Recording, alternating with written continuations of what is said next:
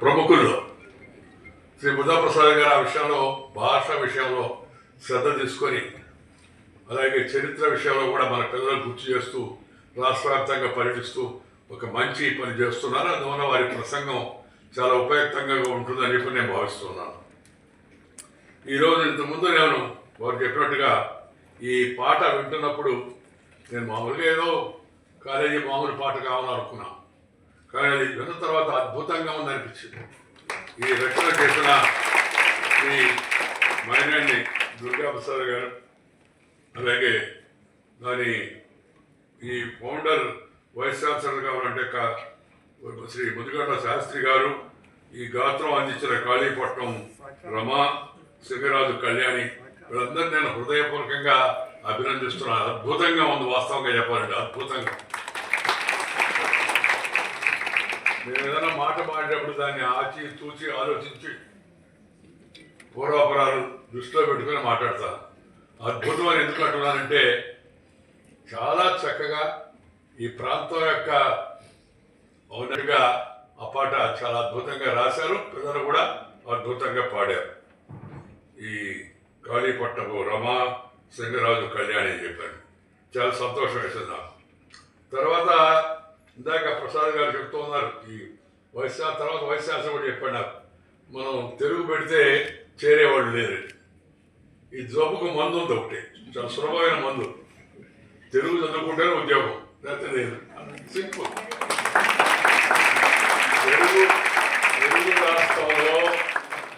తెలుగు రాష్ట్రంలో తెలుగు దేశం పార్టీ కాదు, తెలుగు ప్రదేశంలో పని చేయాలంటే తెలుగు వస్తేనే ఉద్యోగం.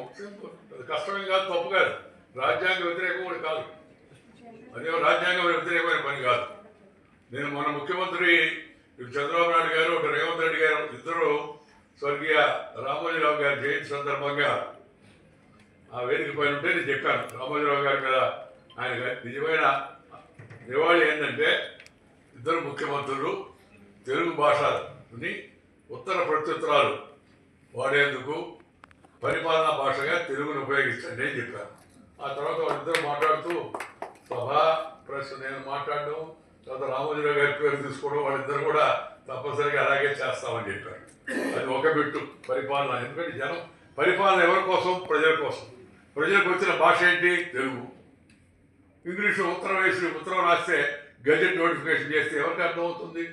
అర్థం కాకూడదని ఇంగ్లీష్ వాళ్ళకి ఉద్దేశం. అప్పుడు వాళ్ళు పెట్టినందుకు వాళ్ళు ఇంగ్లీష్ వాళ్ళు కాబట్టి ఇంగ్లీషుని పరిపాలనా భాషగా చేసుకున్నారు. మనం తెలుగు వాళ్ళం కాబట్టి తెలుగుని పరిపాలనా భాషగా చేసుకోవాలి. తెలుగు వాళ్ళం అయితే, తెలుగువాడిగా పుట్టితే. ఎందుకంటే ఈ గట్టి మాటలు చెప్తారంటే దీనికోసం ఇంత ప్రచారం చేయాల్సిన అవసరం నేను అనేక మంది దీనికోసం అని చెప్పని ఉద్యమించాల్సిన అవసరం రాకూడదు.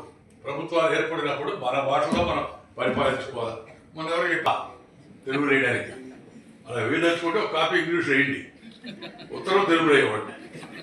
ఆ నుంచి ఒక అడుగు ముందు, మరొక అడుగు ముందుకెళ్ళి ఈ యొక్క మచిలీపట్నం చరిత్రాత్మకమైన యొక్క ఈ బందరు, ఈ కృష్ణా విశ్వవిద్యాలయం ఉత్సవం సందర్భంగా నేను మరొక అడుగు ముందుకెళ్ళి చెప్తుంది ఏంటంటే, మన తెలుగు రాష్ట్రాల్లో ఉద్యోగం కావాలంటే తెలుగు భాష వచ్చుంటేనే, రాయడం చదవడం వచ్చుంటేనే ఉద్యోగం ఇవ్వాలి. ఏ ఉద్యోగం సరే, ప్యూన్ దగ్గర నుంచి పై దాకా. అయితే ఆల్ ఇండియా సర్వీసెస్కి ఎగ్జామ్షన్ ఉంటుంది తప్పనిసరిగా. ఐఏఎస్, ఐపీఎస్ వాళ్ళు ఆటోమేటిక్గా తెలుగు నేర్చుకుంటారు. వచ్చిన వాళ్ళు చూడండి, మీరు కలెక్టర్గా లేకపోతే ఎస్పీగా వస్తే బయట వాళ్ళు త్వరలో నేర్చుకుంటారు. ఆ స్థాయి పోయిన వాళ్ళు రెండో భాష నేర్చుకునే పని కాదు వాళ్ళకి. కానీ మిగతా ఉద్యోగాలన్నీ కూడా ప్రజలతో నిత్య సంబంధాలు ఉంటాయి కాబట్టి అందుకని పరిపాలనా భాషగా తెలుగు వచ్చి ఉండాలి. ఉద్యోగం రావాలంటే తెలుగు వచ్చి ఉండాలి అని నియమం పెట్టండి. ఆటోమేటిక్గా తెలుగు డిపార్ట్మెంట్ ఫుల్ యూనివర్సిటీలో. ఎవరు దానికోసం మనం చెప్పాలి, ఇంకా సెక్షన్లో పెంచాల్సిన పరిస్థితి వస్తుంది. ఎందుకు ఇంగ్లీష్ నేర్చుకున్నారు ఎవరు? ఇండియా వాళ్ళు. ఇంగ్లీష్ వస్తేనే ఉద్యోగం అన్నాడు వాడు, ఎవరు ఇంగ్లీష్ వాడు. ఆ తెలంగాణలో ఎందుకు ఉర్దూ నేర్చుకున్నారు? ఉర్దూ వస్తేనే ఉద్యోగం అన్నాడు విజయనగరం నేర్చుకున్నారు అందరూ. హిందువులు కూడా నేర్చుకున్నారు అందరూ. ఏదైనా ఉద్యోగం రాలేదు. కాబట్టి మనము మన